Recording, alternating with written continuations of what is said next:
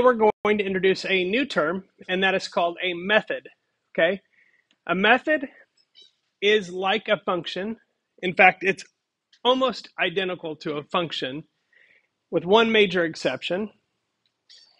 And that is a function is generic to Python or generic to the whole program. You can call a function anytime you want in any context.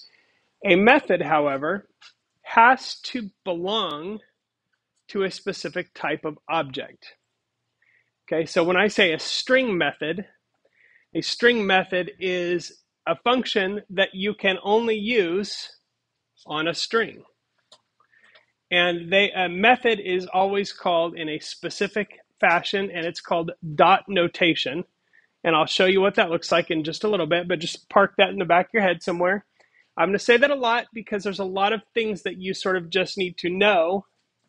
And then as you put the pieces together later, you'll be like, oh, that's what that's for. Or maybe sometime 2 years down the road, you'll be making some obscure program and you'll remember some random thing I told you in class that I said, you probably won't use this very often, but just remember it just in case.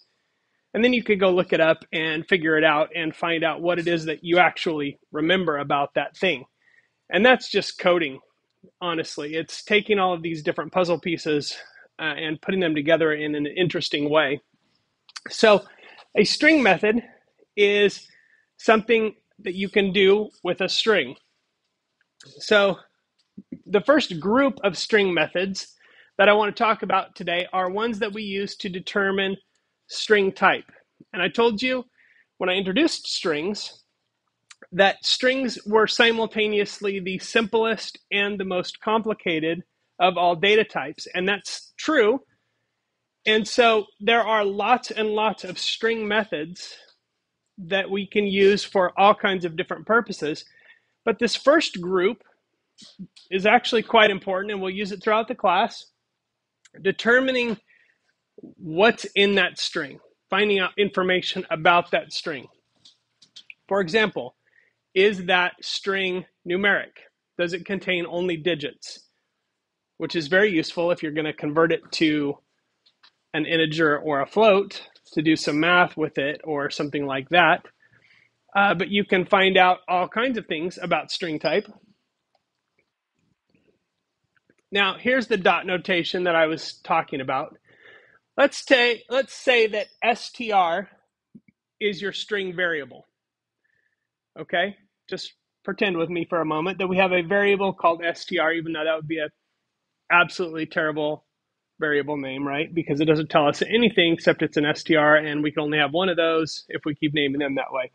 So bad variable name, but please forgive me. str, I went for a short one instead of a meaningful one. Dot, it's just a regular period, is ALNUM. So this is the string method, is alphanumeric. Okay? So what do you suppose, just based on the name, that method tells us? If it's an alphanumeric, so it's going to tell us if it is a number or a letter, right? Is it composed of only numbers and letters? Is alpha? Is it composed of only letters? Is decimal? Okay? Is digit? Is lower? So you can see if it's all lowercase. Is numeric? Is just numeric? And there are others. But what you would do, and these methods don't actually they don't take any parameters. This is the string that you're testing. So you use that variable, dot is alphanumeric, empty parentheses. Parentheses still have to be there because it's a method. If it's a method or a function, always has parentheses even if they're empty. That's how Python knows what it is. Okay, so this will return something. It doesn't actually do anything to the string. All it does is return true or false. True if it's alphanumeric, false if it's not. So then you have to figure out what in your program you want to do with that information. So, for example, Python string methods, and some of these are in your function reference as well. But essentially, if I have a string called txt that is composed of digits, and I say x equals txt dot is numeric, that is going to return true or false. True, right? Because it is numeric. It's a numeric string, not the same as a number, right? But a numeric string.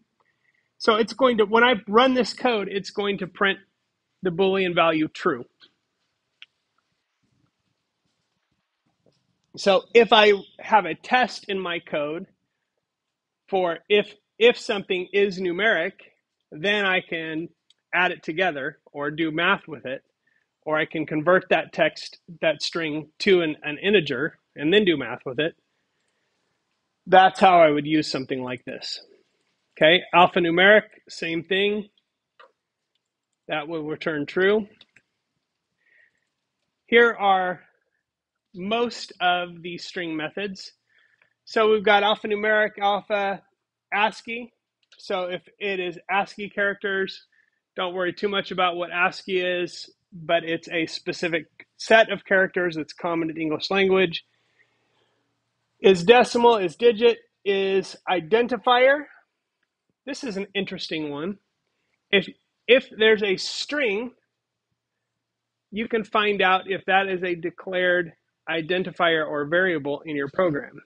So you can see if a variable exists by using that test. That's super useful. Lowercase, numeric, printable. So all the characters in there are printable. Are there non-printable characters? Yes, there are invisible ones. So that's useful. Space, if it's all white space, if it has title case, is title. So title case is like the title of a book. First letter of each word is capitalized, except for words that don't count, like of and the. And then all characters are uppercase.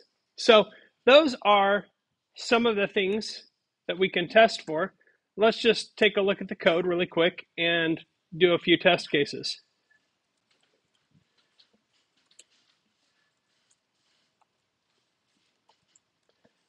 Okay, so if I go print, remember I can stack functions inside each other if I'm lazy or I just like shortcuts. Both happen to be true in this case. Is numeric. Okay, and remember, this is not a function. If it was a function, I would do this. It's not a function, it's a string method. So instead of putting the string as an argument, I'm using the string as the object here. So I put that first, dot notation, and one thing that's interesting here that I really love about PyCharm is if I put the variable name strtext and I put a dot, it will give me all of the possible string methods that I can perform on that string. So as I start typing, now it's going to narrow. Maybe I can't remember. What is that ALNUM one?